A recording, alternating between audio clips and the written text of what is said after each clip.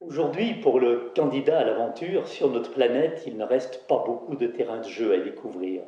Mais quand même, en France, dans la forêt amazonienne de Guyane, il reste encore de belles régions. En 1950, un explorateur français, Raymond Maufray, était parti avec le projet de traverser cette forêt. On a retrouvé son carnet de bord, on n'a jamais retrouvé Raymond Maufray.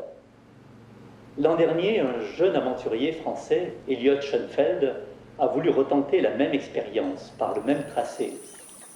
Alors il est parti avec un sac à dos bien rempli, avec un hamac, une machette, une moustiquaire bien sûr, des vivres pour quelques dizaines de jours, difficile de situer combien de temps prendra l'expédition. Et il a très vite découvert la difficulté liée d'abord à cette forêt, une espèce d'enchevêtrement de lianes, quelque chose de très difficile pour la progression, pas de sentier, aucun moyen de se repérer, et il pleut. Soit il pleut constamment, soit il pleut davantage. Et quand il pleut trop, pas de feu et pas de repas.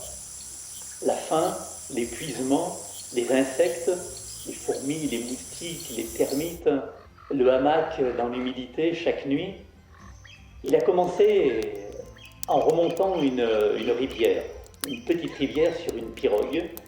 Puis il a dû continuer à pied, se repérant avec difficulté, tranchant dans les lianes avec sa machette. La dernière étape, il a fallu construire un radeau avec des morceaux de bambou. Bah, c'est une vraie aventure, comme on n'imagine plus qu'il puisse en exister aujourd'hui.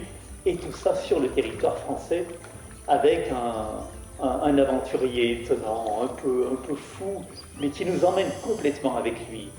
50 jours, je crois, qu'il a passé dans cette expédition, et il a su nous emmener dans une belle aventure humaine, au bout de ses rêves d'aventurier. Alors vraiment, ce film m'a emporté avec lui, et je sais qu'il va vous emporter également. Bon voyage en Guyane, en Amazonie française.